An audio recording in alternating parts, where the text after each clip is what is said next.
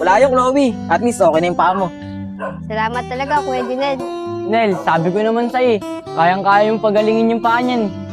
Kaya nga atin buti kaya ko pa maghilot. Tara Chloe, mukhang kaya mo naman na maglakad eh. Uwi na tayo, hinahanap na rin tayo sa bahay. Sige, Kim, tara. Tara, sabi na tayo sa kanila. Wait lang, Aaron. Natapilok din ako. Kawawa naman to si Negra. Sige na nga, hilutin kita. Dito ka. Upo ka dito. Ano mo yung paa mo dito? Tayo mo ako kukuha lang ako ng panghilot. Sige, Aaron. Tara na, bilisan na natin. Iwanan natin yan. Tara. No, Aaron, matagal pa ba yan? Sobrang sakit na. Oh, nasaan na sila? Iniwan nila ako. Tara, dito na muna tayo tambay. Mainit pa kasi dun sa tinatambayan natin eh. Sige, Kim. Siya nga pala Chloe, kamusta na yung paa mo? Okay na, Kim. Di na masyadong masakit. Buti naman, hindi na maga. Kaya nga, Kim, buti na lang. Magaling si Kuya Junel. Kaya nga Chloe, ikaw Negro, kamusta? Nahilot ba ni Aaron yung paa mo? Hay no, Kim. Nangaasar ka pa. Iniwan nyo nga ako. Si Aaron kasi, sabi niya, takbuhan ka raw namin. Grabe talaga sa akin si Aaron. Pero okay lang. Mahal na mahal ko naman siya Kim, ang bait ni Kuya Junel no? Tinulungan niya na nga ako. Hinatin niya pa ako sa atin. Alos lahat naman sila mababait. Buti nga nakilala natin sila. Kaya nga, Kim Siya pala, Kim. Ilang taon na yung mama mo, pati papa mo. Sa tingin ko kasi, mas matanda pa yung papa mo kaysa sa mama mo Oo, Chloe, tama ka. Mas matanda nga yung papa ko kaysa sa mama ko. Kasi yung papa ko, 61 na. Yung mama ko naman, 52 years old. Halos 9 years yung tanda nila sa isa't isa. Di ba nakakaya yun, Kim? Kasi malayo yung agwat nila sa isa't isa. Sa totoo niyan, Chloe, natanong ko na rin yun sa kanila. Pero ang sabi nila, bakit daw sila mahihiya? Mahal naman daw nila yung isa't isa. Tsaka marami rin naman tao na hindi tumitingin sa agwat ng edad nila. Basta mahal nila yung isa't isa. Sa bagay, Kim, tama naman sila, tita. Dahil di mo naman makokontrol ang pag-ibig pag nagustuhan mo na ang isang tao. Kahit din naman ako Kahit 100 years old na si Aaron, tapos 20 pa lang ako. Mamahalin ko pa rin siya. Kahit hindi na tumitigas yun, papatigasin ko pa rin yun.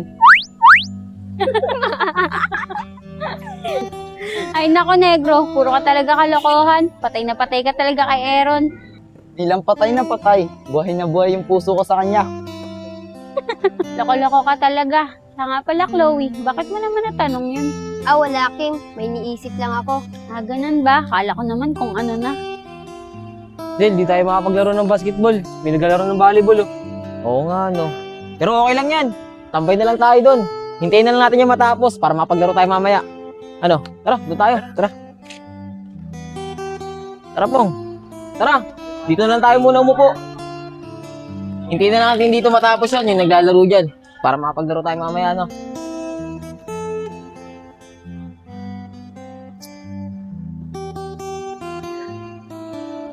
Mga tol, may tanong ako sa inyo. Okay lang ba? Magkagusto yung matanda sa bata? Nel, depende yan.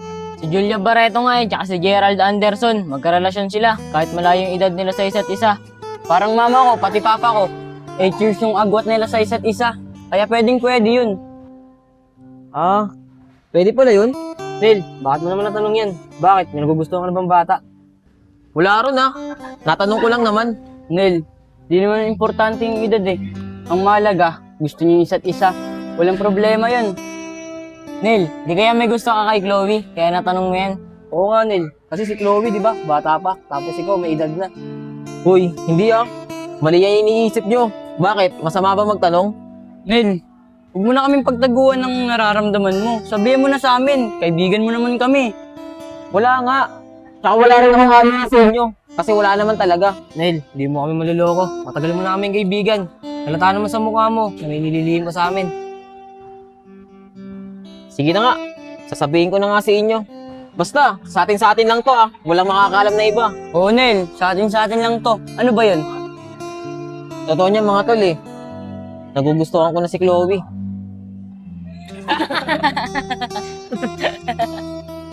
Sabi ko na nga ba sa inyo eh. Kaya gusto ko to ilihim eh. Kasi pagkatawanan nyo lang ako. Nel, totoo ba na nagugustuhan mo na si Chloe? Akala ko ba kaibigan na natin sila? Pero yun, Nel, di ba nga sabi ko sa'yo kanina, wala sa edad yan. Eh kung gusto ka rin ni Chloe, walang problema.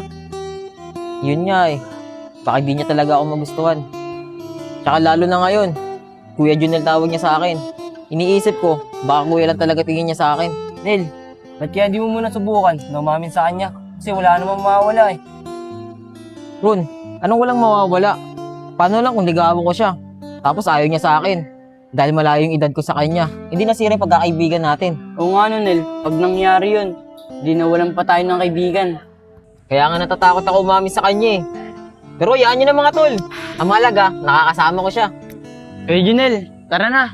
Wala na nagbabalibol, basketball na tayo. Oh, tara na.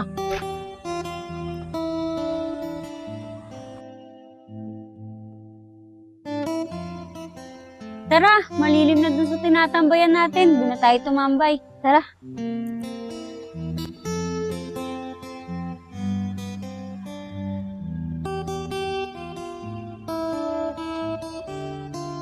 Parang boses ni Kuya Junel yun ah. Tara Kim, Negro, panoorin natin sila mag-basketball. Sige, tara. Wala rin naman tayong gagawin dito eh.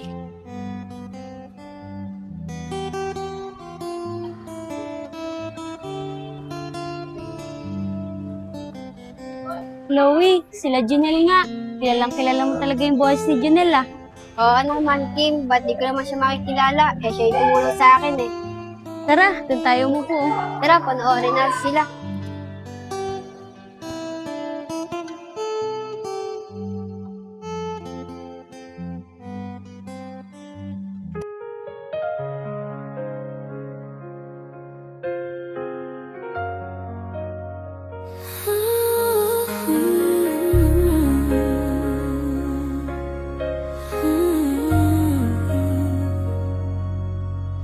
Uy Junel, stop ball ka dyan ah. Matatalo tayo niyan. Oo nga pala. Tara, sige, takbo tayo.